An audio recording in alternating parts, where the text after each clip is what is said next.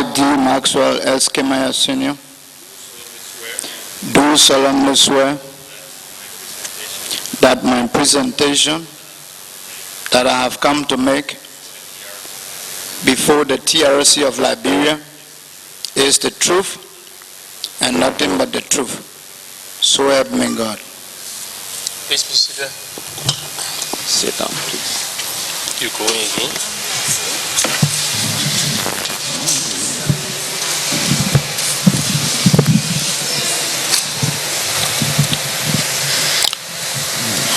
Good morning and welcome. Morning, thank you. We want to extend to you our appreciation for honoring the invitation to come and join us at these specialized thematic hearings for children. Your institution and yourself have been very active in the work of the Commission as regards children issues and the children agenda. And following a prolonged period of conflict, we have all come to realize that children were severely victimized. They were active members of some of the warring factions. We have had a disarmament program, and what is of concern to institutions and the state as a whole is how do we build a formidable future that guarantees the rights of our children and provide greater protection. And in that process, reintegration and other issues feature very prominent. And because of your work in this area and the active nature of the CPA, we have invited you to come and share your experience, your thoughts and perspectives for the future of Liberia and Liberia's children, especially as it relates to reintegration of children. So we thank you very much for coming. We say welcome. And I will take this time now to introduce commissioners who are here present to you, following which you may move into your presentation. At the right end of the panel is Commissioner Sheikh Kafuma Kone. Next to him is Commissioner Dede Dolope. At my immediate right is Commissioner Umu Sila, who oversees the children agenda. And then Commissioner Gerald Coleman is at the left. I'm Jerome Voidier. Thanks, and you are welcome once more. Oh yeah, you may use the podium.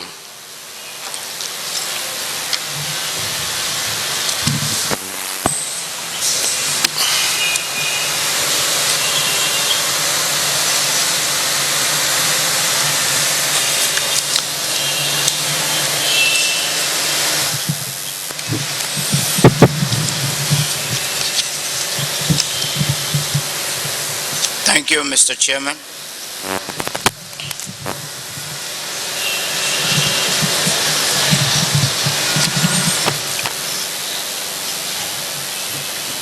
Presentation at the Truth and Reconciliation Commission thematic hearing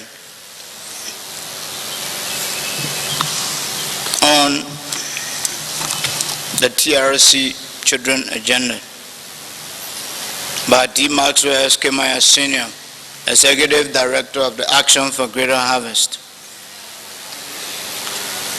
Mr. Chairman and Commissioners of the Truth and Reconciliation Commission, officials of government here present, representatives of UNICEF,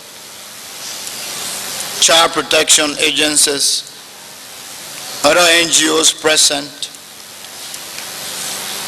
civil society organizations, the Liberian Children Parliament, our beloved children, students, distinguished guests, members of the Fourth Estate, ladies and gentlemen. Let me first of all extend my profound thanks to God the Almighty for the divine grace upon me to be present at this Truth and Reconciliation thematic hearing in fulfillment of a call to national duty. We are especially humbled and honored owing to the fact that our national endeavor here today directly relates to our practical unflinching commitment and deepest of passion for child protection. Mr. Chairman and Commissioners of the TRC, we at this point salute you in earnest for the invitation extended the National Child Protection Network through its task force to do presentations for the 3-day TRC thematic hearing on children, using as theme, Children in the Truth and Reconciliation Process.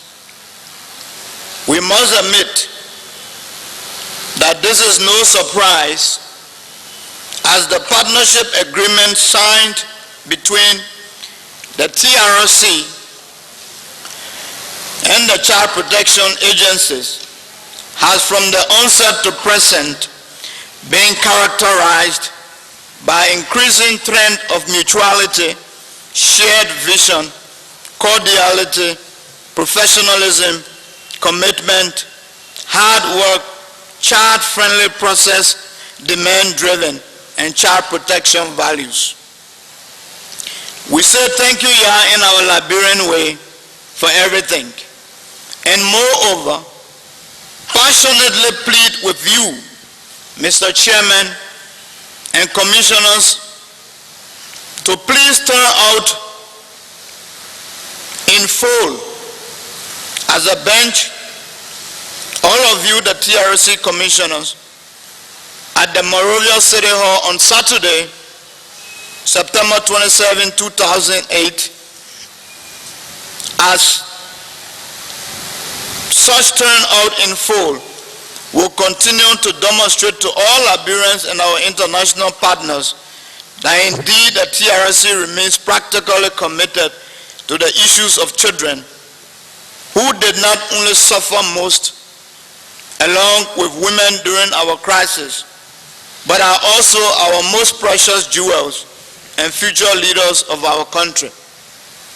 The turnout on Saturday is in reference to the Children Arts Gallery.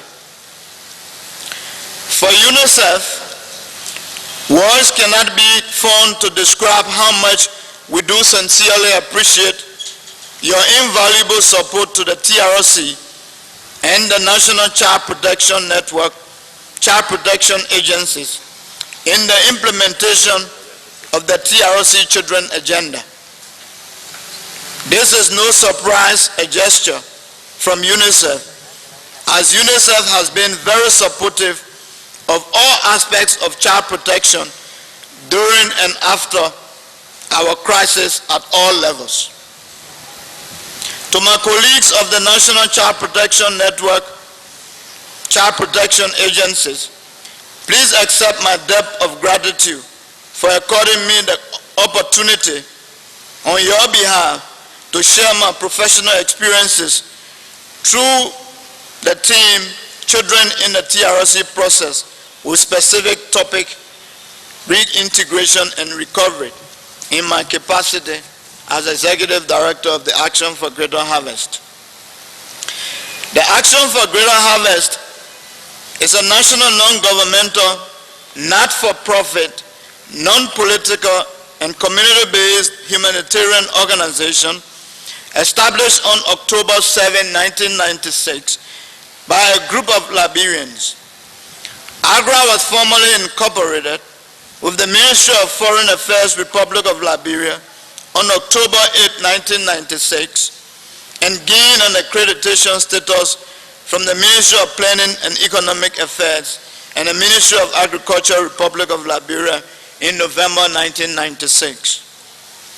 The organization first came to national prominence when it took part in the reintegration of war-affected persons, especially former combatants and women, by providing them skills in agriculture, especially vegetable production, inland fish and inland fish farming during the first disarmament and demobilization which preceded the 1997 presidential elections. The project was first located in Zozo District, Lofa County, and sponsored by WADA. Additionally, the seed rice multiplication project in 1999, which was also located in Zozo District and sponsored by the International Foundation of Funding for Agricultural Development, IFAD, through FAO Liberia, added to the organization's profile, especially following the realization of a bumper harvest, which unfortunately was not distributed to farmers due to the war in Lofa County between Lord and forces loyal to the government of former President Charles G. Taylor. Experiences gained from the operation of the project in Lofa have placed AGRA at a vantage point when working with local communities. Since the Lofa experience, AGRA has expanded its scope of operations and implemented for a number of other funding organizations, including UNICEF Liberia, LCRP, USAID/DAI, ICRC, CRS, Oxfam GB, FAO Liberia, Mercy Corps, USAID, Conservation International, and Action Aid. With support from UNICEF, AGRA successfully implemented socio-economic reintegration projects during the last DDRR process, which benefited over 1,300 formerly demobilized children and other vulnerable children in the counties of Bomi, Lofa, and Bapolo. More than 22,000 beneficiaries, including internally displaced persons, community residents, war-affected farmers, youth, ex-combatants, children, and returnees, irrespective of sex, ethnic, cultural, religious, social, and political background, have benefited from AGRA's intervention since its existence. AGRA is indeed an organization of equal opportunities. AGRA's scope of work is at twofold simultaneously. One in the area of social and economic reintegration, and the other in agriculture economic development. This presentation has been divided into three major areas related to reintegration of children. These are international conventions and frameworks that relate to children in armed conflict. These provide a basis for all the work we do with children affected by armed conflict. 2. Disarmament and demobilization. This is a step to rehabilitation and reintegration.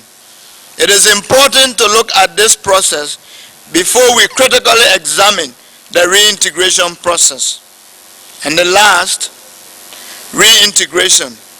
This will focus on the different options of reintegration, the process, challenges, good practices, and lessons learned. International conventions and frameworks that relate to children in armed conflict. Liberia ratified the Convention on the Rights of the Child, CRC, in June 1993. Liberia has also ratified the 1999 ILO Convention 182 on the worst forms of child labor Convention and the 1999 African Charter on the Rights and Welfare of the Child, both of which set a limit of age 18 for participation in hostilities. In September 2004, Liberia signed the optional protocol to the CRC on the involvement of children in armed conflict, but is yet to ratify. The optional protocol raises the minimum age for direct participation in hostilities set by the CRC from 15 to 18 years. It prohibits government forces from conscripting anyone under age 18 and calls for the minimum age of voluntary recruitment to be raised above 15 years. All recruitment below age 18 by armed groups is outlawed by the optional protocol. In the same year, month and date, September 2004, Liberia also signed an optional protocol to the Convention on the Rights of the Child on the sale of children, child prostitution, and child pornography. This protocol is yet to be ratified. In February 2007, Liberia further strengthening its protection for children by becoming one of the first 59 states to endorse the Paris commitments to protect children from unlawful recruitment or use by armed forces or armed groups, and 2, the Paris Principles and Guidelines on Children associated with armed forces or armed groups. The Paris Commitment reaffirms international standards, and the Paris Principles provide an optional guide for the demobilization and reintegration of children recruited by fighting forces. By endorsing the Paris commitments, the government of Liberia promises to make every effort to end the illegal recruitment of children and to implement the Paris Principles. The Paris Principles outlined steps in the demobilization of children and their reintegration into communities. The Paris Commitments and Paris Principles together provide a clear framework to end and to prevent the use of children in war. Key objectives of these are: 1. Prevent illegal recruitment of children and their participation in hostilities. 2. Release children from armed forces and armed groups, making sure that their demobilization and reintegration is rights-based. This means children's protection should be given first priority and their release should be facilitated at the earliest possible moment without waiting for a peace agreement or formal DDRR program. 3. Provide long-term support for the reintegration of children associated with fighting forces and prevent any further stigmatization. 4. Give specific attention to the needs of girls during demobilization. 5. Support the monitoring and reporting of violations against children during armed conflict, including the unlawful recruitment or use of children. 6. Build the capacity of national justice systems to end impunity for persons responsible for the illegal recruitment of children, also making use of transitional justice and truth commissions. Ensure that children recruited and used in conflict are considered primarily as victims of crimes committed against them. That ends the key objectives. The Liberian situation. Regional and international initiatives were put in place to bring the war to an end in Liberia. A peace agreement was brokered under the auspices of ECOWAS and the UN, which provided for the establishment of the National Transitional Government in Liberia and a disarmament, demobilization, reintegration, and rehabilitation framework as the major instruments of achieving security and lasting peace. The parties to the peace agreement committed themselves to the complete disarmament, demobilization, and reintegration of combatants of the Armed Forces of Liberia, AFL, Liberians United for Reconciliation and Democracy, LURD, Movement for Democracy, MODEL, and paramilitary groups and other militias.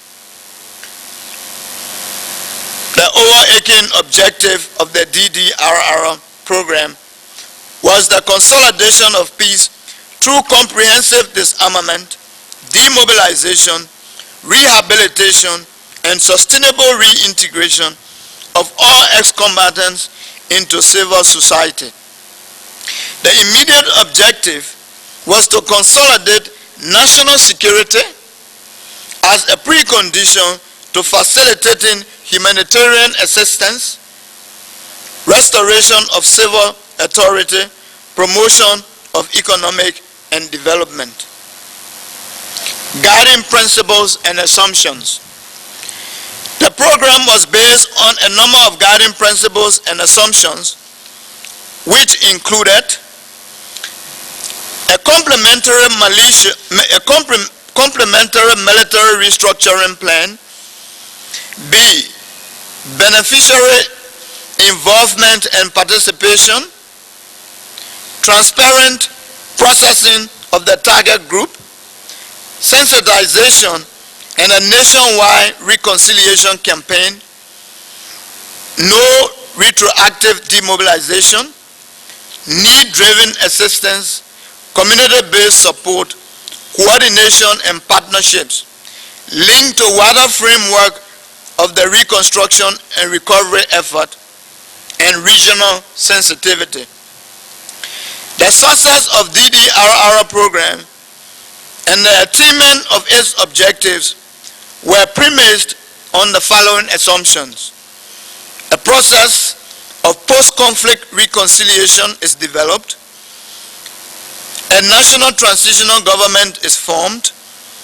Comprehensive, including regional, measures to stem and control the influx and possibility of recycling of weapons are put in place.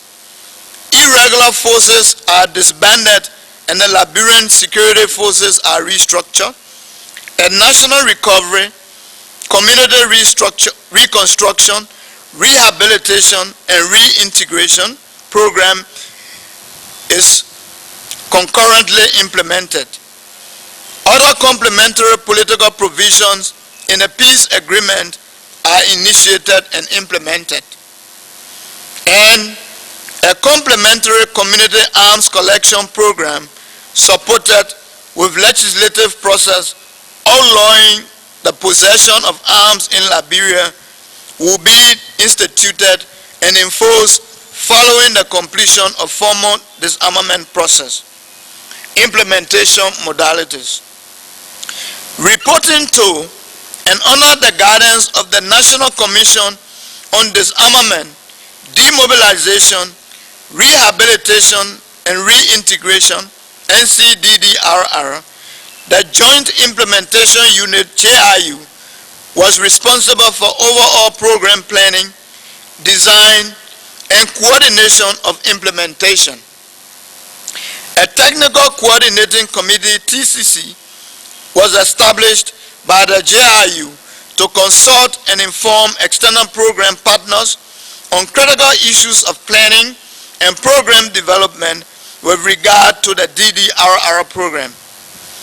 UNICEF was given the responsibility to coordinate all aspects of the children's component of the DDRR program from the strategy and implementation framework of the Liberian DDRRP.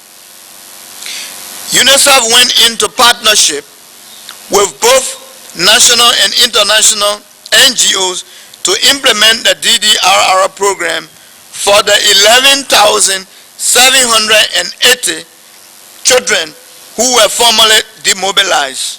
The breakdown of this number is as follows: 9,047 male child ex-combatants and 2,733 female child ex-combatants.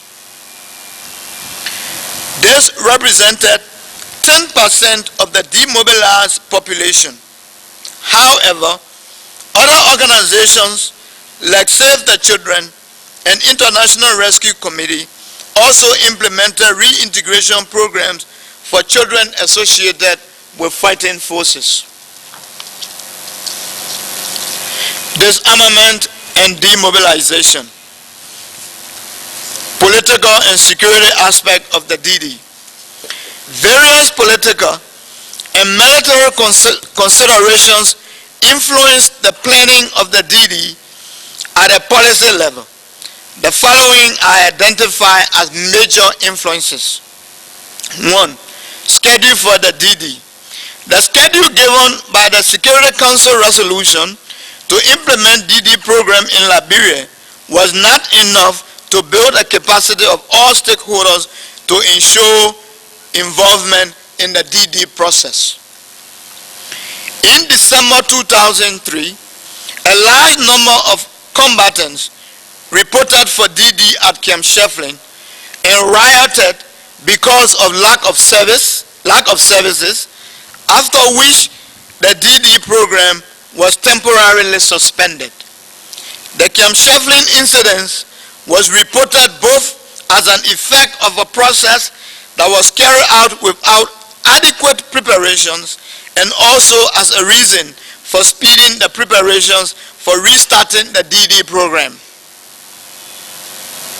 However, the involvement of the Commission, meaning the NCDDRR, in the planning and policy decisions in the DD at the time was very minimal. Capacity and credibility issues. At the time of the programming of the DD program, the National Transitional Government of Liberia, NTGL, was not perceived as having the capacity to be a credible partner in the DD program within the limited period of time. Thus, due to pressures of timing and management-related reasons, UN did not manage to build enough capacity of the transitional government to enable it to engage in the process and perform up to the required standard. Weak political commitments. Commitments of the fighting forces to the implementation of the peace plan were reported to have been very low, and therefore key issues relating to communicating information to their forces and transparency concerning eligibility of their members to the DD process were not attained. Targeted number of ex-combatants. The different fighting forces were expected to submit comprehensive list of their forces, which in total were estimated at the time to be about 38,000. However, the list was never produced, and in the absence of list, the number of persons that were presented by the fighting forces for demobilization kept increasing, thus taking the total of demobilized persons to 1,019. This had obvious implications on resource utilization and targeting. As a result, towards the end of the DD program, political decisions were taken to hit. Similarly, there was no comprehensive list of children made available by the fighting forces at any stage of the DD process. Insufficient consultation with the population. Units and child protection agencies reported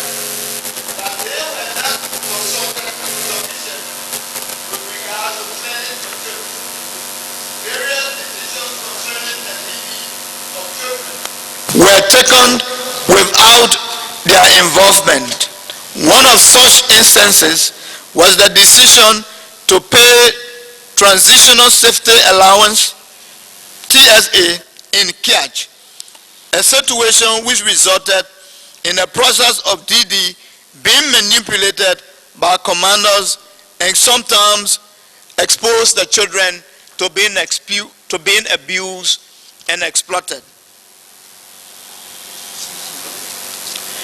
It was difficult to get precise information on issues such as schedules for starting DD in specific areas. Information provided to the fighting forces did not reach all levels effectively. As a result, there were confusions about schedules for DD. UNICEF and all CPAs that took part in the implementation of the project expressed their frustrations at the amount of time and energy they invested in chasing after information. Most of the procedures in a DD were hurried and did not go through adequate processes of consultation involving all stakeholders. Communities were engaged only to a limited extent with regard to the process of demobilization of children. Many representatives of communities expressed that they were not consulted about the DD. The shortage of time did not allow for appropriate programming for groups that required special attention, such as boys and girls and children with disabilities. Information at different levels of involvement with the program expressed that the DD process was rushed. Importance of children issues. Political, military, and humanitarian interpretations of the situation of children associated with fighting forces, CAFs, focus on different aspects, and thus a holistic approach was not developed. UNICEF and CPAs had to push constantly for children's issues to be considered during policy level meetings. Children's issues were not seen as important aspect in a DD planning, but as matters of concern only for some agencies.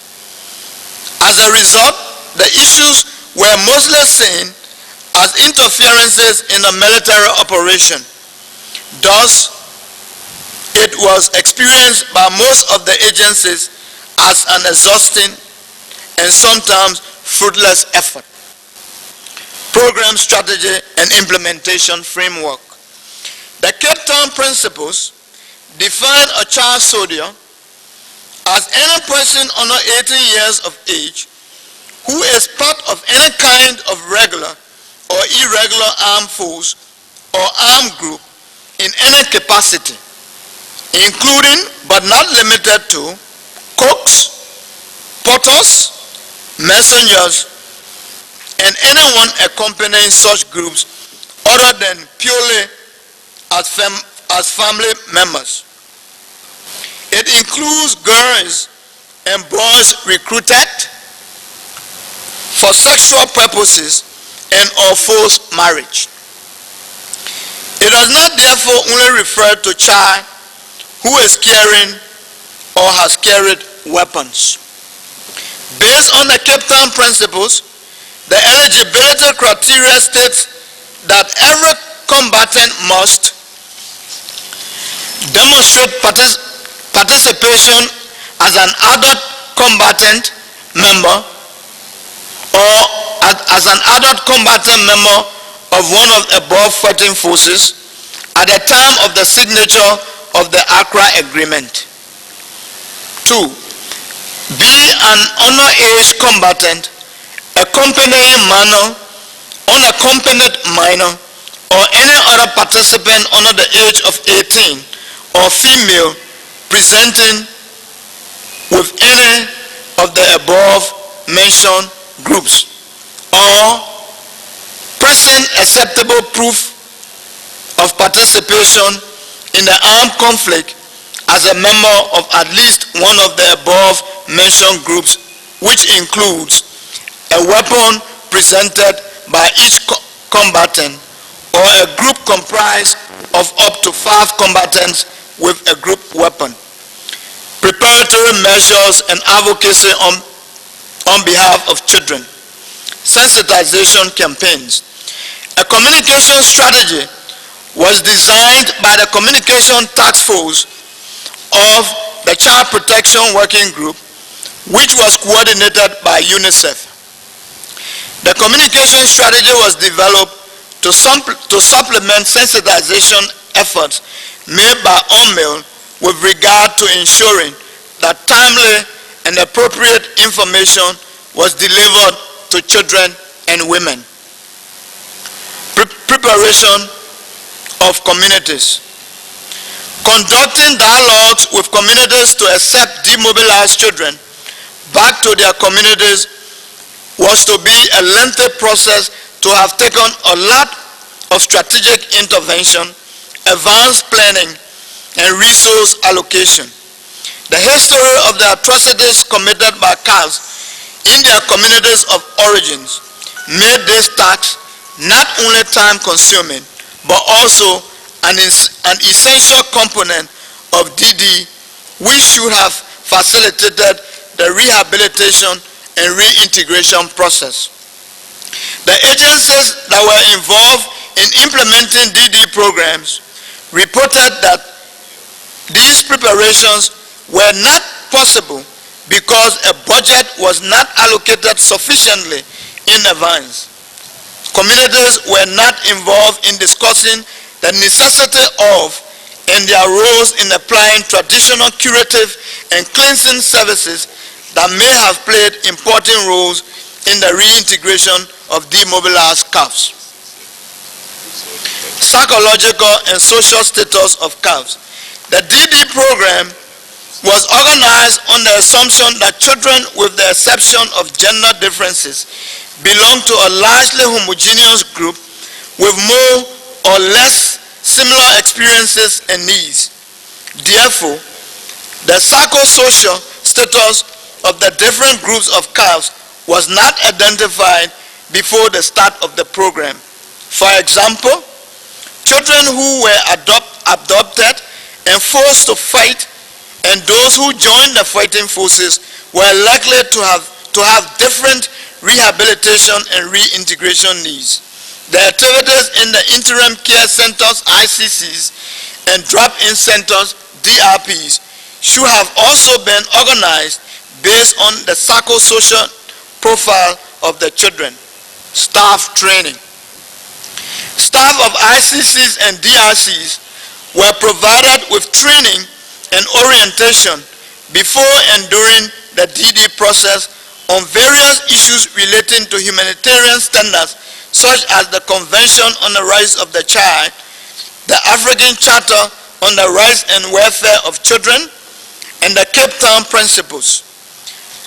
The different guidelines developed, communicating with children, providing psychosocial support, the identification and assistance of children who are especially at risk, and family tracing and reunification. Advocacy on behalf of children. Starting from a very early stage, UNICEF and other CPAs were part of the Technical Coordinating Committee, TCC, which was established by the JIU, like stated earlier, and held regular meetings. The membership in the TCC helped to ensure that planning and implementation of programs do not violate the rights of children and that the interests of children are represented at different levels. The following were major issues for advocacy. A. Practical application of the Cape Town Principles. The Cape Town Principles were accepted at a policy level after a lot of advocacy. Although this was not a significant step in the inclusion of children that do not bear arms and girls that do not bear arms and girls who were used as bushwives, major challenges were faced with regard to implementation, and such challenges were as follows. Most military observers, MILOBs, of UNMIL found the inclusion of boys and girls who did not possess weapons in the DD process as confusing. Therefore, some took their own decisions on eligibility of children. During the time of the evaluation, some MILOBs still retained the position that it was wrong to let the children that did not know how to operate weapons go through the DD process. The argument also followed that children who were capable of using weapons and inflicting damage to humans and property must be primarily considered as soldiers and not as children. This was indeed the situation. Another challenge was the definition of the child soldier in the Cape Town Principle was seen as too broad and lacking in age-specific information. There were cases where children as young as 4 years were presented for demobilization. Some respondents reported that the definition was stretched to include most of the children in Liberia, including very young children. Due to this, there were situations where the number of women and children associated with fighting forces was likely to have been more than that of the number of adult men. During the initial phases of the DD program, this confusion resulted in inclusion of some children that were not associated with fighting forces more than it excluded genuine cases. Age determination was also challenging because of lack of birth records and especially where there were no birth records with child protection agencies to help in age verification. Ex-combatants tried to be identified as children or adults depending on their perceptions of the benefits provided to each group. Priority for children. CPAs advocated for children to be given priority when going through the DD process. In some DD sites, children were processed from separate queues. In other cases, priority was given to adults who still have weapons in order to reduce the security risks posed by armed combatants. The number of children that went through the disarmament sites were monitored and actions taken accordingly. In some situations, the number of children who were led through the process was minimal. In such cases, UNICEF and other CPAs intervened to facilitate solution of the factors that prevented children from getting access to the program. Separate sections in cantonment sites. The layout of cantonment sites were improved by putting barriers to separate sections where adult males, females, boys and girls were accommodated. The locations of toilets, water points, and kitchens were also designed to prevent exploitation and abuse of women and girls in the cantonment sites. Measures to reduce contact with commanders. The duration of stay for children in cantonment sites was limited to a maximum of 72 hours, after which they got transferred to ICCs and DRCs. This was decided with the aim of reducing contact between CAFs and their commanders. As a result, in most cases, the children stayed less than 72 hours in cantonment sites. Addressing emerging challenges. Another major challenge was the situation where mobile disarmament sites were operational. These sites functioned in areas where accessibility was a problem due to lack of the requisite infrastructure. Although the coordination with UNMIL in terms of information and logistics was poor, UNICEF and CPAs managed to get access to some CAFs who were demobilized in order to register and provide reintegration information. Decision for payment of TSA. Payment of transitional safety allowances for children in catch was an aspect where advocacy was not effective, despite the emphasis on community-based support stated in the guiding principles of the framework and a great deal of effort to have the catch payment decisions reversed. The process around the decision to pay TSA and the advocacy made by UNICEF and CPAs was documented in a report which is available. Coordination. An open line of communication was developed between UNICEF and CPAs where child protection concerns arising as a result of the implementation of the DD process were discussed and solutions sought. A complementary arrangement was effective in solving protection concerns. Staff of CPAs who were on the ground raised issues to their respective offices, after which solutions were sought jointly with UNICEF by discussing the matter with the relevant offices such as UNMIL. The solutions to the reported problems were then quickly communicated back to the field staff of CPAs. Teams constituted from UNICEF and CPAs visited different locations to monitor the conditions of children in the disarmament sites. Design of tools. The development of appropriate tools was initiated by UNICEF with inputs from CPAs, which were constituted in different task forces and groups. The major ones were the following. A.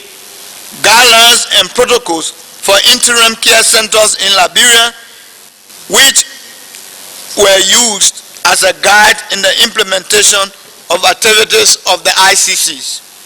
B. Code of conduct for staff of child protection agencies. C. Guidelines for the operation of drop-in centers. And D. Monitoring checklist. DD procedures for children. The disarmament and demobilization started at pick-up points where adult and child combatants handed in ammunitions, after which they were transported to the demobilization sites where disarmament took place. The children also went through the process of identification and verification. In a cantonment site, boys, girls, women, and men were accommodated in separate sections and were provided with non-food items such as mats and other personal items. Medical examinations were conducted and photographs were taken to process identity cards. After a maximum of 72-hour stay in the cantonment sites, children were transferred to interim care centers, which provided temporary residential care services and protection for children associated with the fighting forces and other separated children, while family tracing and reintegration activities were ongoing. Before the opening of the ICCs, field staff received orientation on the guidelines and protocols for interim care centers in Liberia. ICCs were run by child protection agencies which had different levels of competence and experience pertinent to work with demobilized children. There were separate ICCs for boys and girls, and special items and support were provided to girls who had babies. The duration of children's stay in the ICCs was planned to be from 4 to 6 weeks with a maximum of 12 weeks, after which they were reunited with their families or placed in alternative care arrangements. The duration of stay of children in ICCs varied widely, the longest stay being for 6 months and the shortest for 2 days rather. This variation was dependent on the capacity of the ICC to accommodate the newly disarmed children. Sometimes the ICC had to reunite children without adequate psychosocial and reintegration support in the ICCs. At a later stage in the implementation of the DD program, drop-in centers were opened for children who were spontaneously demobilized and returned to their families. In the DICs, demobilized couples benefited from educational, recreational, and psychosocial counseling together with other children in their communities. The DRCs were to some extent reduced the case loads from ICCs and prevented to some level separation of children from their families by bringing the facility for rehabilitation closer to their homes. The duration of children's programs in the DRCs was for 2 to 4 weeks. Unmanned personnel were deployed to maintain the external security of the centers, while CPA security staff were deployed to maintain the internal security of the centers. Children were not allowed to contact their commanders. During reunification with families, children received the first payment of the TSA, which was United States $150.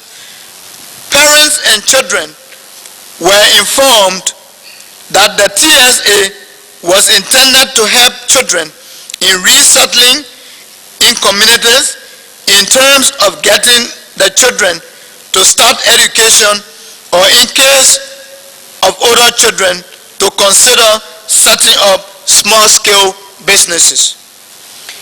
Educational programs for demobilized couples were considered in various ways.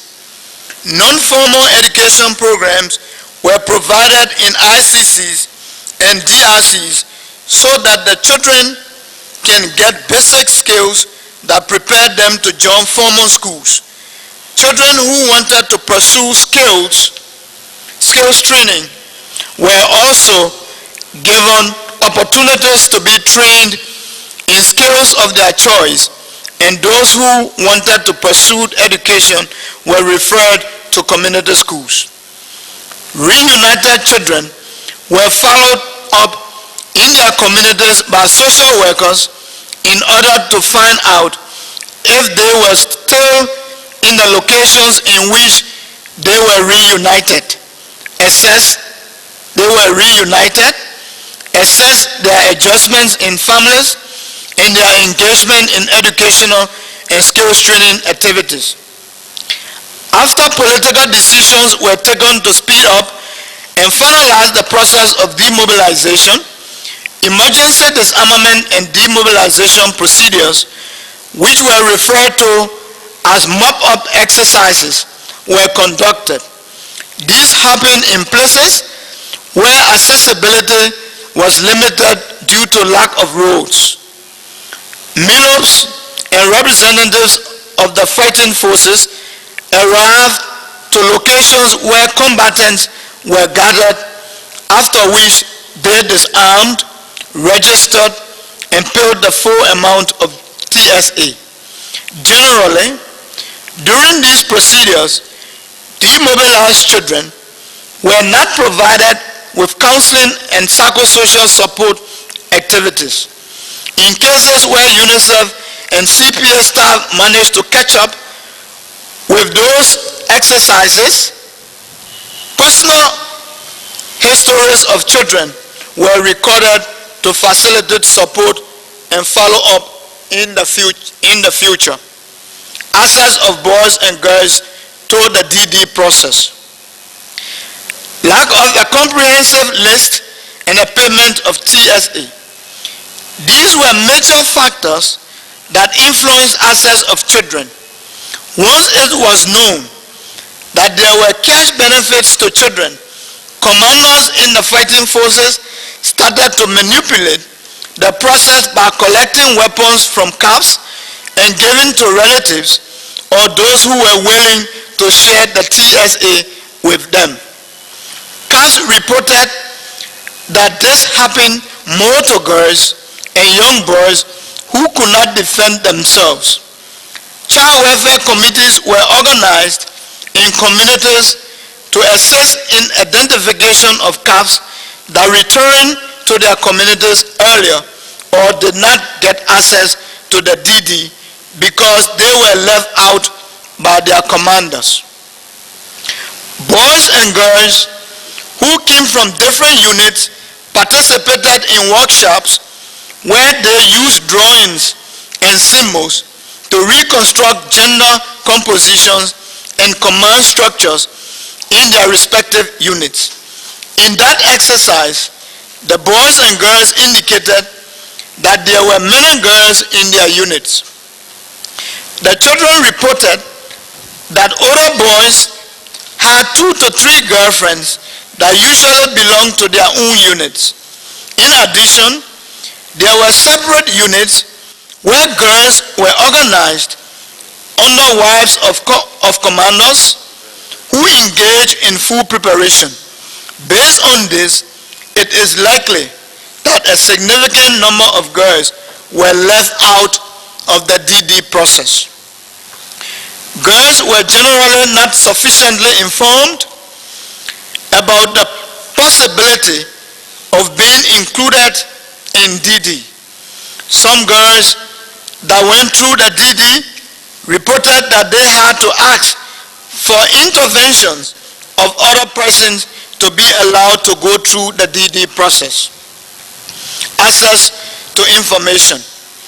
Information was not communicated effectively to children who were entitled to disarmament and demobilization programs, especially to those children who were demobilized before the start of the formal process and those who lived in distant places.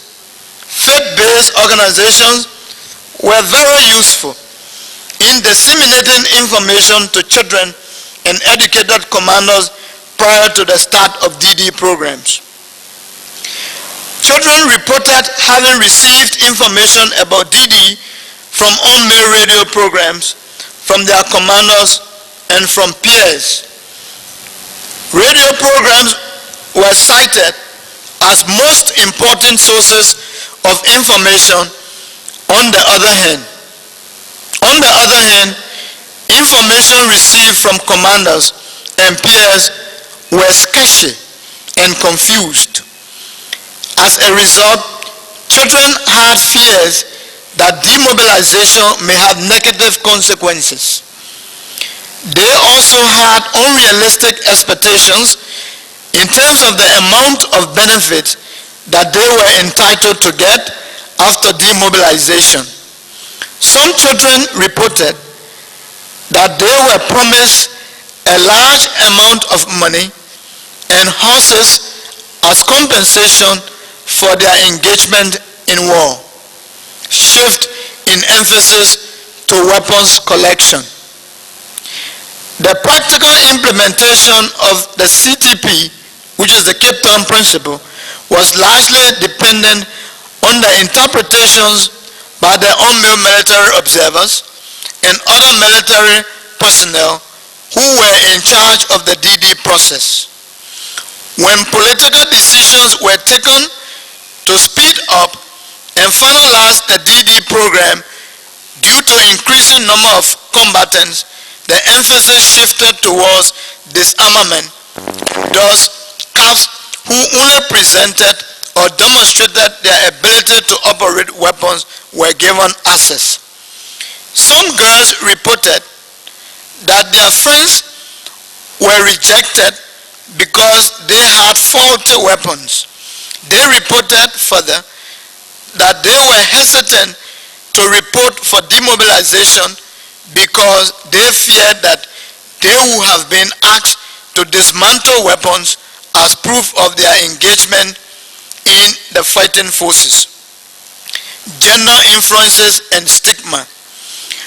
Boys and girls associated with the fighting forces did not consider girls as deserving to be part of the DD process.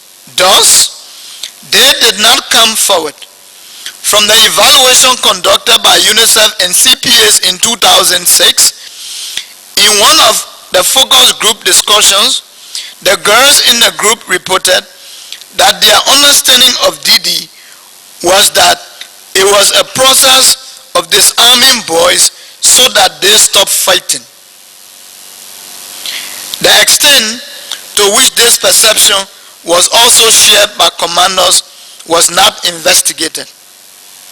In certain cases, children themselves or their parents prevented girls and boys from taking part in the DD for the fear of stigmatization by their communities. Girls reported that boys disregarded the fear of being stigmatized and that girls were more affected by the fear of stigma. In addition to fear of stigmatization, children and their families feared that once the children went through the DD, they would be restricted from traveling abroad. Access to spontaneously demobilize children. Children who returned to their families prior to the start of the formal DD process were addressed by the services of the DICs. This arrangement helped to reduce the number of children who would not have accessed the DD because of the inconvenience of separations from their families for the sake of going through the ICCs. Provisions of services to children with babies. Once they went through the process of demobilization, girls who have babies found the arrangement made in the ICCs useful. Some girls reported that they felt more comfortable around their peers because they feared that they may not have been completely accepted in their communities. Collaborative work with on-mail military observers. Close working relations between on-mail military observers and UNICEF and CPS staff facilitated safe procedures for children. Although the collaborations were not common occurrences, they were nevertheless considered as good practices and useful in future DD programs. Of course, not in Liberia, as we don't wish to engage anymore in a civil conflict, but perhaps this can be useful in other countries where there exists conflict. These best practices include the following. 1. Regular monitoring of the situation of children by UNICEF staff and CPS in the pick-up points has resulted in providing priority treatment for children and facilitating separate transportations. 2. Military observers who receive sufficient training and information from UNICEF, child protection agencies, and UNMIL were active in implementing child-friendly DD processes such as separate queues for children, better communication skills with children, and more flexibility to integrate the Cape Town principles in their work methods. The transfer of the UNMIL military observers who received training has been, or indeed was, an obstacle. C. Cooperation between military staff and CPAs has been instrumental in age determination and in identification of calves. The collaboration between military personnel and CPAs also function well in certain situations where CPAs negotiated for inclusion of children that were denied access. The issue of CPAs being present in demobilization sites has been controversial. Some agencies maintain that their presence with heavy military presence may have compromised staff security and the neutrality of the organizations. Other organizations felt that it was their duty to be around the children.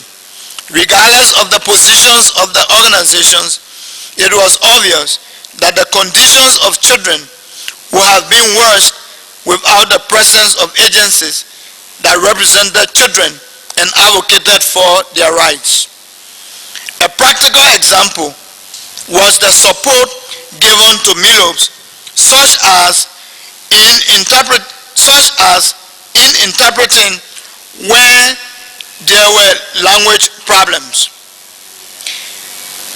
There were strong feelings from community members, CWCs, and children that were interviewed that other children in communities were also given chances to benefit from educational services provided to demobilized children. The interviewees expressed their wishes that their concerns be communicated to the UN. Disassociation of children from their commanders. Reasons given as to why children were associated with the fighting forces varied. Some reports discussed a widespread practice of abductions into fighting forces. Others mentioned a surrogate relationship in a situation where children were separated from their families. According to one report, very few children were forced to join the armed forces, and most children joined because of reasons relating to social status, such as being seen as powerful and grown up, or in order to prevent other rebel soldiers from harassing themselves and their families, and in some cases to avenge family members. Main reasons for girls who joined fighting forces did so to fight against sexual violence that they were subjected to by members of the fighting forces, and also in search of equality and power. Few children expressed that they were under the influence of their commanders as a result of traditional rituals such as magic charms performed on them, of course, under the pretext as making them powerful and gun-proof or bulletproof. Regardless of the causes for joining the fighting forces, many children spend their formative years in the presence of one or various commanders and in an environment of conflict. Relationships between commanders and the children under them were based not only on military responsibilities, but also on bonds created due to a long-term surrogate relationships that in many cases served developmental purpose in terms of fulfilling basic needs, protection, support, and guidance to children. Following the DD process, disassociation of demobilized children from the fighting forces was identified as a major issue that must be assessed with respect to determining the possibilities of reintegration of children with their communities. It was assumed that in order to avoid re-recruitment of children or other forms of exploitation, children must discontinue their relationships with their commanders. Therefore, the way in which activities were carried out in ICCs and DRCs promoted the adoption of a civilian lifestyle and mode of relationships by children. The following were some of the measures reported by staff who worked directly with CAPS. 1. Staff of ICCs and DICs informed children at various points that as a result of the process of demobilization, children did not have obligations towards their commanders. Therefore, children were discouraged from having contact with their commanders. 2. Some commanders show up at the centers to demand money from the children who they gave arms to or who they wanted to be reunited with. According to the reports of staff, these attempts were mostly unsuccessful, thus demonstrating to the children the breakage of command structures between the children and their commanders. Demobilized children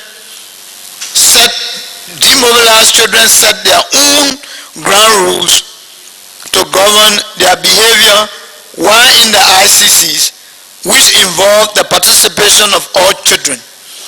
Children selected leaders from among themselves who were not their commanders. And the last, military personnel were not involved in the activities of the children in the centers, thus demonstrating to the children that they were not under military structures. Rehabilitation and reintegration. 3 approaches were used to deliver reintegration for the formerly demobilized children. The approaches included the following. 1. Community Education Investment Program, commonly known as SIP. 2. Skills Training and Apprenticeship. 3. Business Development Service.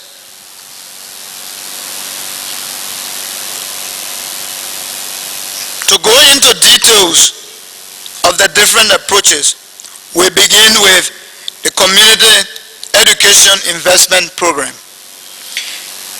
The Community Education Investment Program targeted both the school and the community. The main objective of the program was to support the enrollment and retention of children associated with fighting forces back into formal primary schools or into formal primary education. The other specific objectives were as follows. Facilitate the enrollment of demobilized children into public and community schools.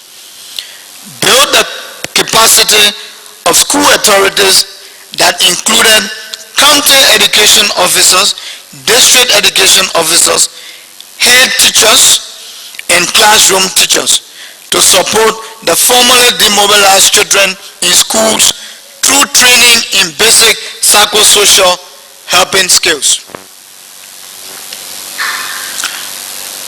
Promote activities in schools that promote psychosocial recovery that included recreational activities in schools. And the last, build capacity of social workers and the community structures to support CAFs and other community and other children affected by the armed conflict.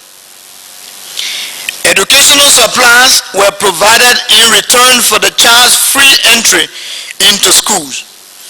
The school authorities waived the tuition and registration fees of the demobilized children for a period of 3 years, renewable on a yearly basis. Support was directed to a school using the CAF as an entry point. The SIP kit was provided on for every 3 CAF children basis. The more the children, the more the educational supplies to the school. The support benefited all the children in schools, not only the former demobilized children in those schools. Trainings were conducted to school teachers and school authorities to empower them with psychosocial helping skills to children affected by armed conflict in school settings. The child welfare committees were also trained in basic helping skills with aim of providing psychosocial care support to children. Specific achievement to the Community Education Investment Program. 1. 4,244 demobilized children enrolled into the program for the 2006-2007 academic year. The breakdown of this 4,244 is as follows. 3,111 boys and 1,130 girls, of course including demobilized children and other community children in these schools. 2. 4,689 teachers provided with on-the-job training to provide psychosocial care and services to children in schools. C. 588 schools, including 204 private schools and 357 public schools and 27 community schools, implemented the programs in the 15 counties of Liberia. In communities, a total of 5,128 child welfare committee members, including 2,881 females and 2,247 males, from 257 child welfare structures were trained in basic psychosocial helping skills to provide support to children in communities. Of the 257 CWCs, 223 were active and continues to be, and 34 not active. Efforts are, however, being made to ensure that their activeness is restored. 18,054 children's club members, including 7,606 female children and 10,448 male children, from 226 children clubs were trained on child rights and protection issues that promote reintegration of children associated with the fighting forces. 195 children clubs were active, while 35 children clubs are not very active. Efforts are also in progress by CPAs to ensure that those are also restored to being active. Youth members, 640 female youth members and 928 male youth members were trained in life-skill activities, child and youth participation programs. These were from 123 youth groups, which includes 109 active and 14 non-active. The story is the same as efforts to ensure that they regain their activeness is in place. The children are now referred to by their real names as compared to in the past when they were considered combatants or ex-combatants. They now refer to their real names, the communities, indicating that the stigma associated with the war is now over and strongly something of the past. There was reported decrease in community and school violence by cows. Some children have taken up leadership positions in youth groups, children groups, and in the communities. Good academic performance was recorded in over 80% of the demobilized children who were in community educational investment programs (SIP). Good practices from the community education investment program. 1. Community-based networks. The community-based support networks through the child welfare committees, children's club, and youth groups were helpful in identification and support to access the reintegration program. 2. The structures created an opportunity for improved community participation in planning, implementation, and monitoring of reintegration programs.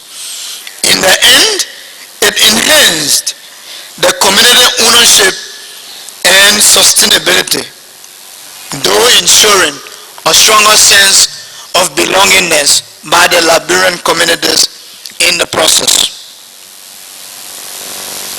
The structures initiated relevant community programs to address child vulnerability at the community level. For example, solidarity activities were undertaken by some children's clubs to enhance reconciliation and peace among themselves, and to monitor and report on child protection issues and assist in the prevention and response to violation of children's rights. The involvement of local government authorities and traditional authorities in monitoring, reporting, and responding to child protection issues has helped in increasing community ownership. B. Skills training and apprenticeship. Skills training and apprenticeship program was important in facilitating social and economic reintegration of demobilized children and other war-affected children. Skills training and apprenticeship program was designed for boys and girls associated with the fighting forces who were 14 years and some few community children. The community children were selected based on vulnerability assessment in the community in collaboration with the social workers. Special attention was paid to girls associated with the fighting forces, but who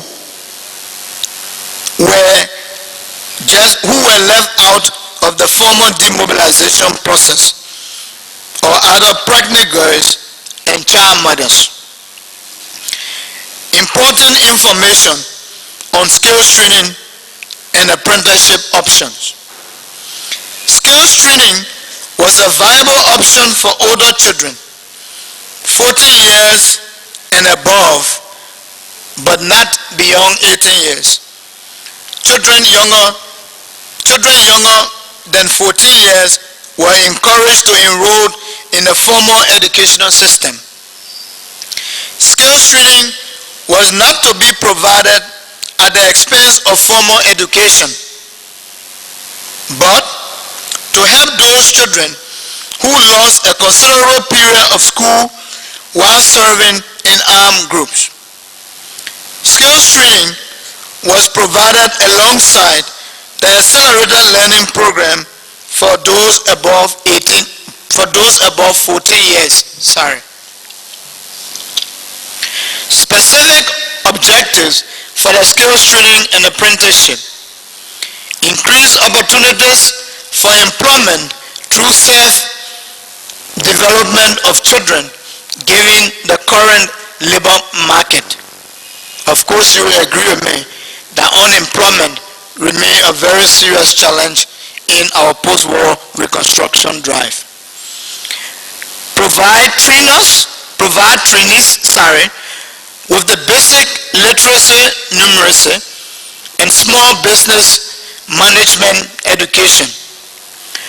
Provide the trainees with basic knowledge on doing business, and enhance psychosocial recovery through recreation that include games and sports and music, as well as dance and drama.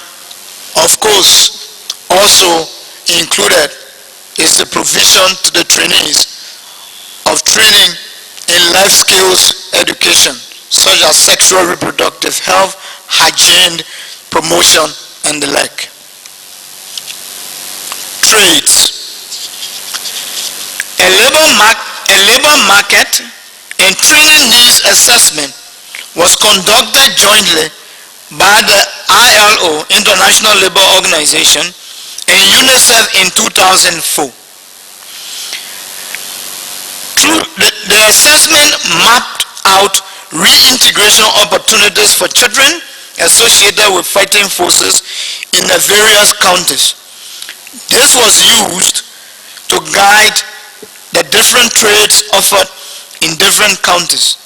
The trades offered included but not limited to tailoring, cosmetology, pastry, auto mechanics, tire repair, agriculture, metalworks, cane works, carpentry, masonry, plumbing, etc.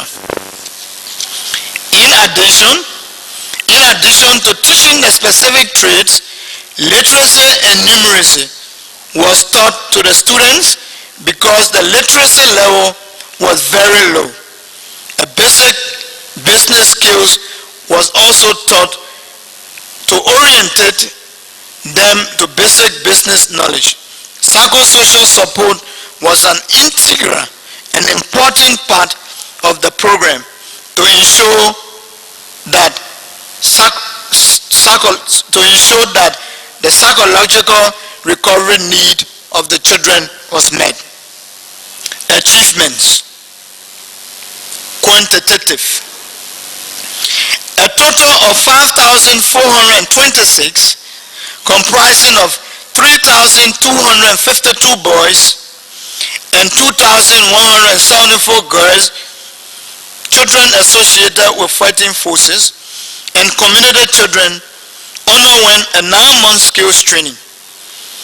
The community children represented 10% of the children trained.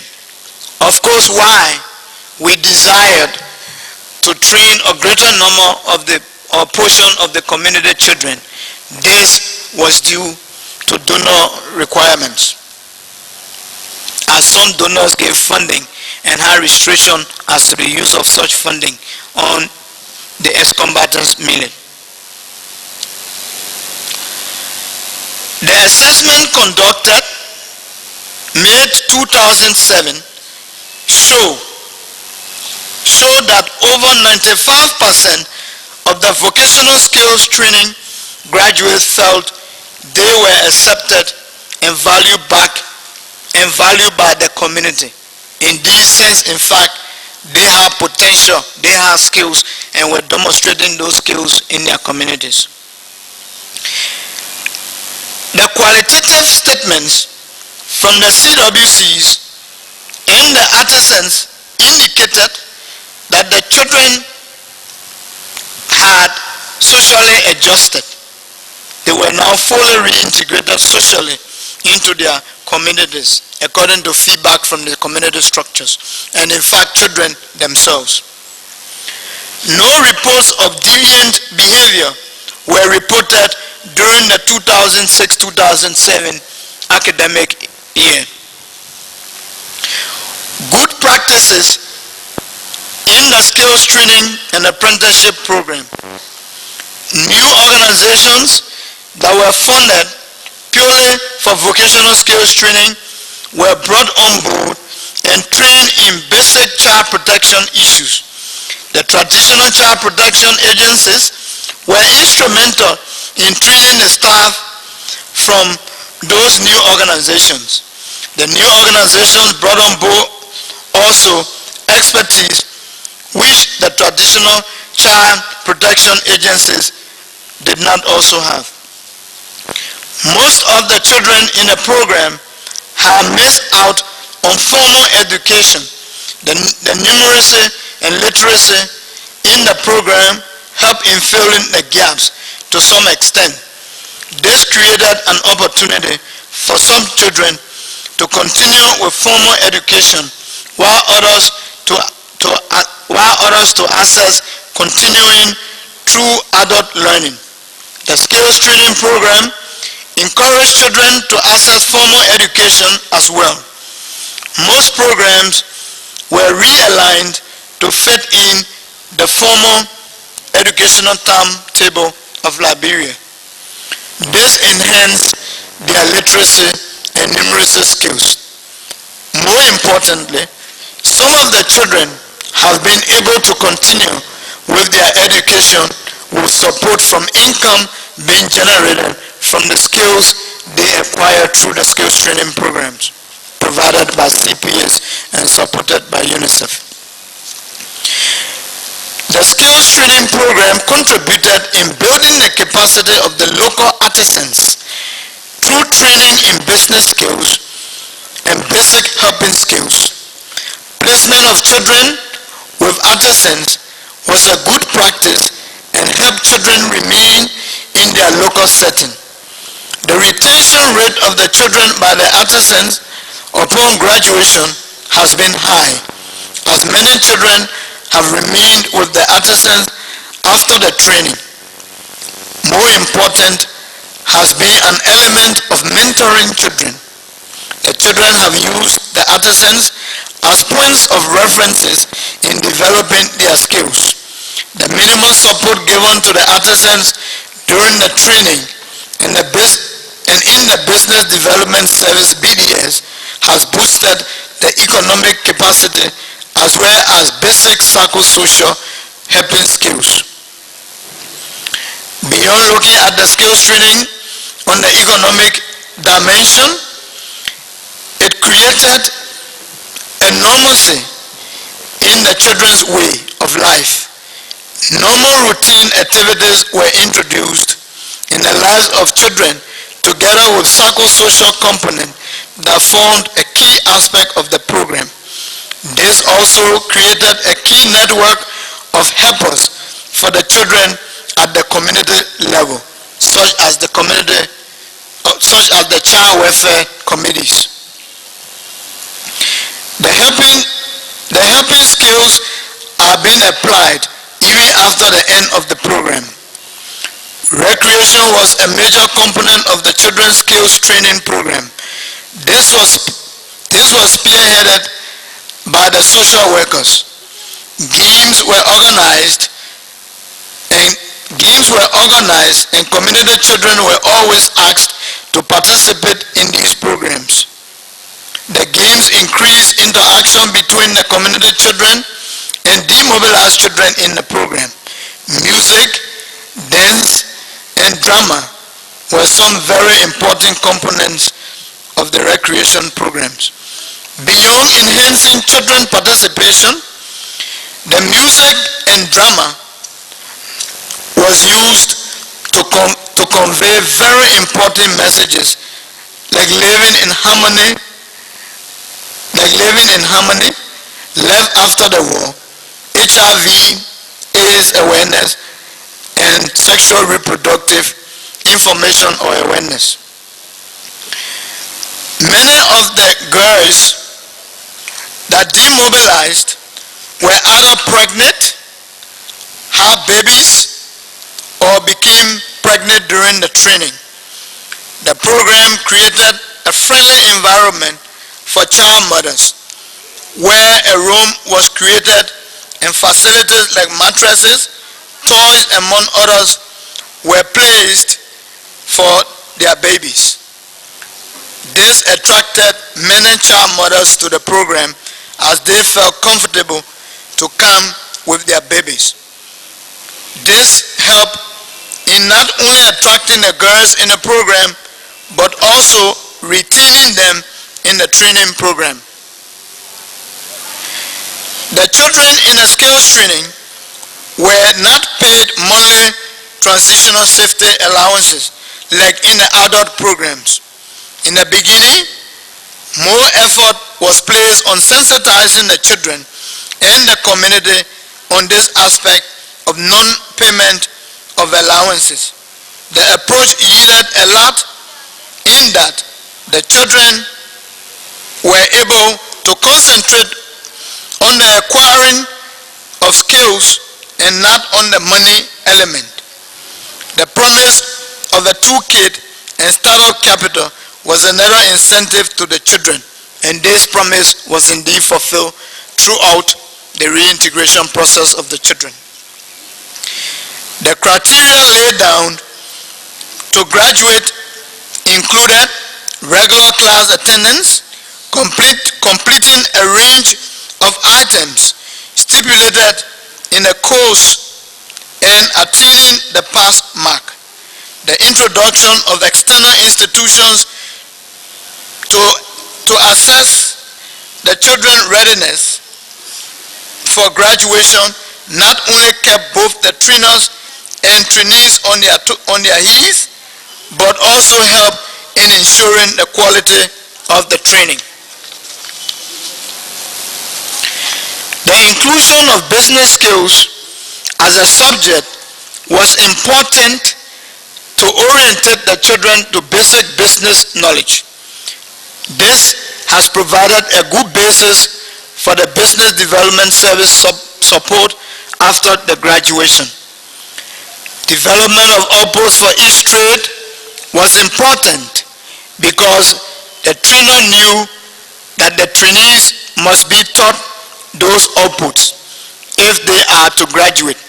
This kept both the trainers and trainees focused on achieving these outputs. Business development services. An evaluation was conducted in 2007 of the children reintegration programs. One of the key findings was that the 9-month training program provided in skills training provided children with basic knowledge on the different trades. The training never impacted adequate business knowledge to enable them to do business in a sustainable manner. As a result of this evaluation report and findings, a pilot business development service project was initiated and supported by UNICEF with 788 participants, child participants in Lofa, Nima, Grand Jide, Monserrado, and Bomi counties being involved in this pilot aspect. Of these 788, 372 were boys and 416 were girls, which is very much encouraging as the girls are more than the boys.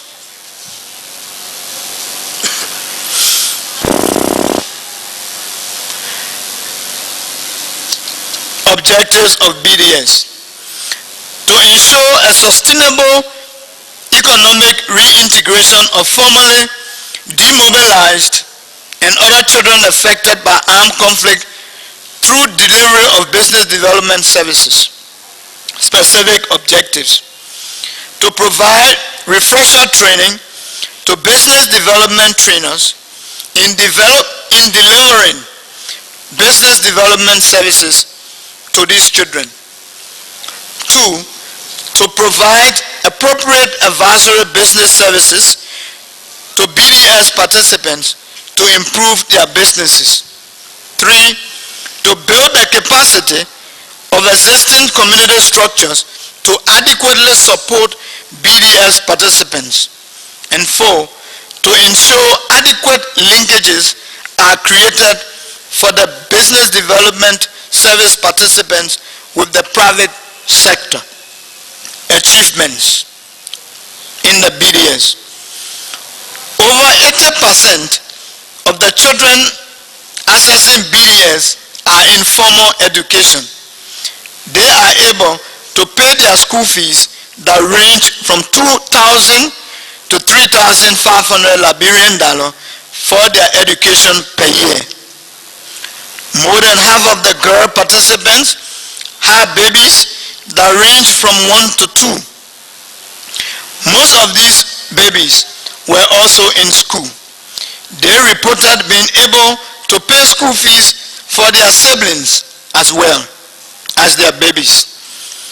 It was noted from one participant that she was able to pay up to a total of $5,700 Liberian dollar for herself and her siblings to enroll in school. BDS has enabled the children continue with their formal education. Many come to the shops after the class hours. Some of the children are independent. Some of the children are in independent living. The income from their trades has enabled them fend for themselves as well as their families. Some are providing support to their parents as well. BDS has exposed the participants to do business as individuals, while some have gotten contracts with schools, for example, in Todi and Division 16, in Todi District and Division 16. It was observed that at least the participants understood the concept of doing business, but there remains room for improvement in record keeping. Most of the participants at least grasp the concept of savings. They have savings that range from $1,500 to $15,000 Liberian dollars. Many have in fact joined local susu clubs, susu groups. Economically, the children are on their way to a sustained reintegration. However, there are some gaps identified in the assessment that need to be addressed to achieve this objective. Some children are accessing credit from microfinance groups, an indication that the children are now aiming at expanding on what they are doing, and the institutions believe they are productive. Coordination and monitoring.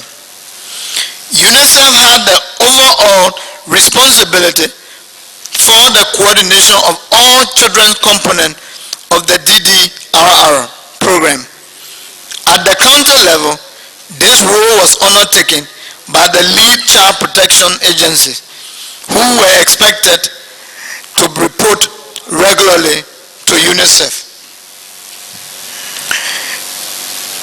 There was a bi-monthly reintegration meeting in the first 2 years, 2005 and 2006, and monthly reintegration coordination meeting in 2007. They were very useful to programs as shortcomings were identified and discussed. During these meetings, challenges were identified where partners required additional support.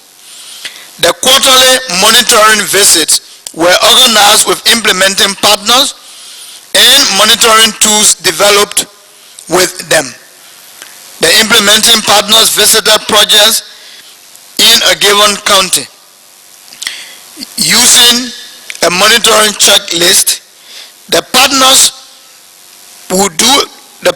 did assess the projects visited. This proved very useful to the program because the other partners learned the good practices identified in the fee. Identified areas of weaknesses will be addressed.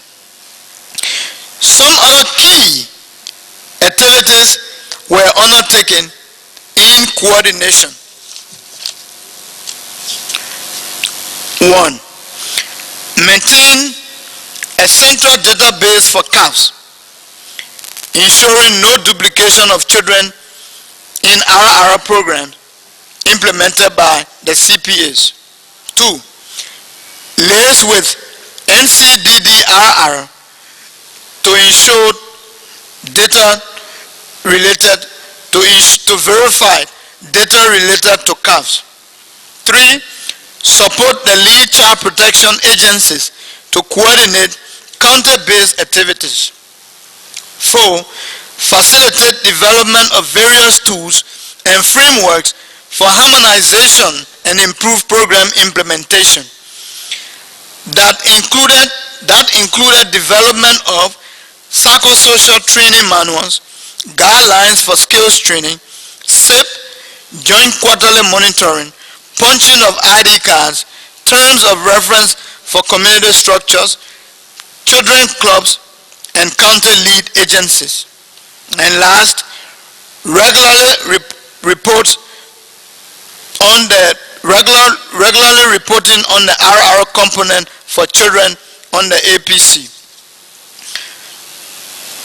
While the reintegration process was implemented, there are, however, some shortcomings of the reintegration program, which we are happy to mention below. 1. Many children demobilized informally. As a result, they were never captured by the formal process, especially the girls.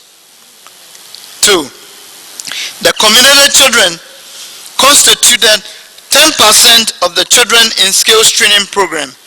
This number was very low considering the fact that many children were affected by the conflict. 3. The failure of the formal CAFs to submit their cards for punching created a situation where children benefited from more than one reintegration option.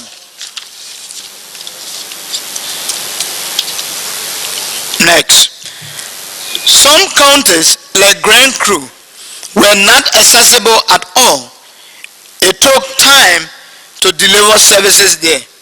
It is not surprising that the 300 children, demobilized children from Grand Cru, just completed this year the 9-month skills training, and we may in just this gone August. There was limited capacity among CPAs to provide reintegration services to children.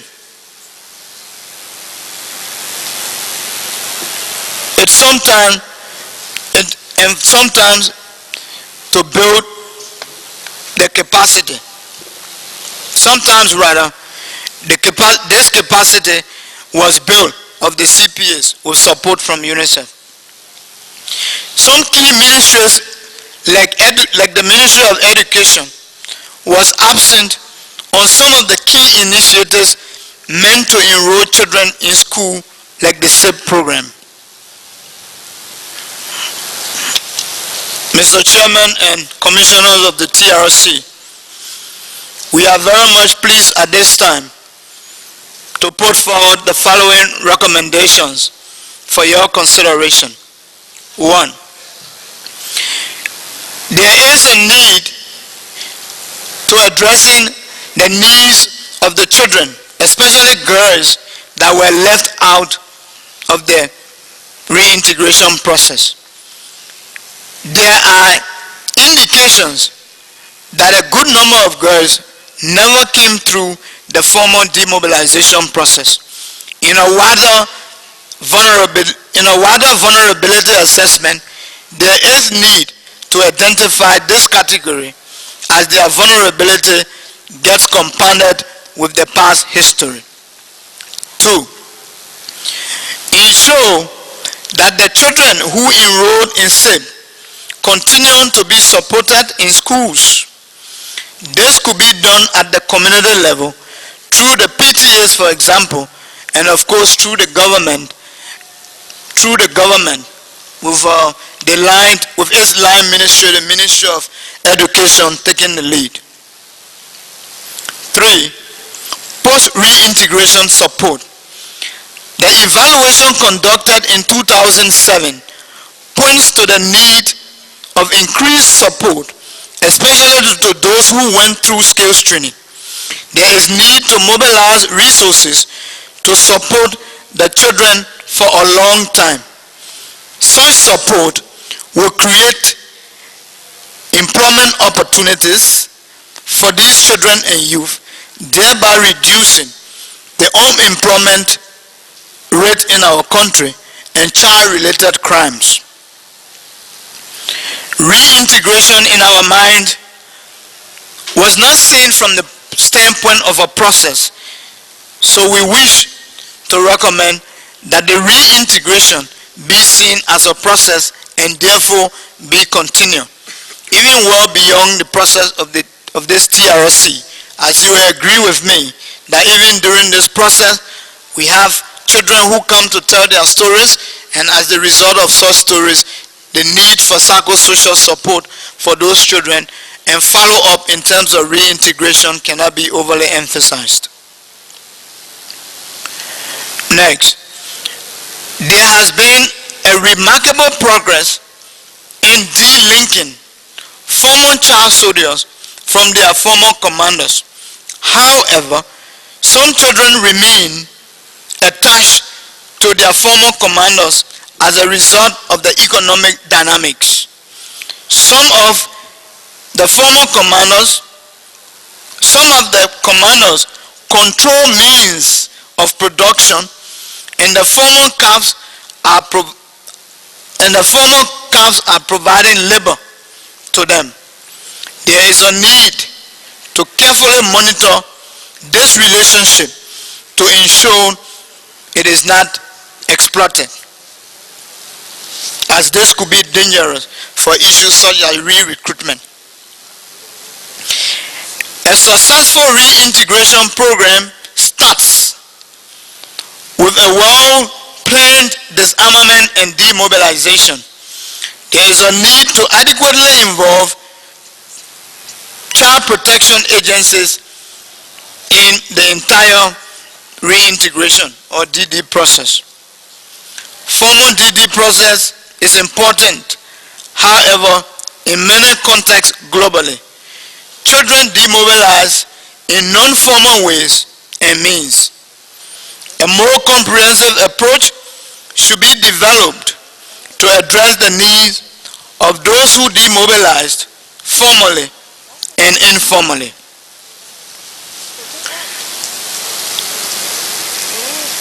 There is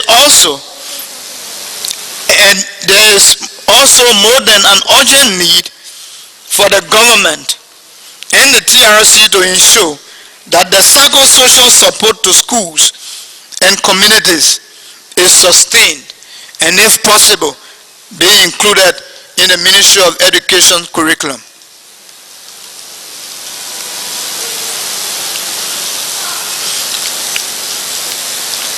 Also,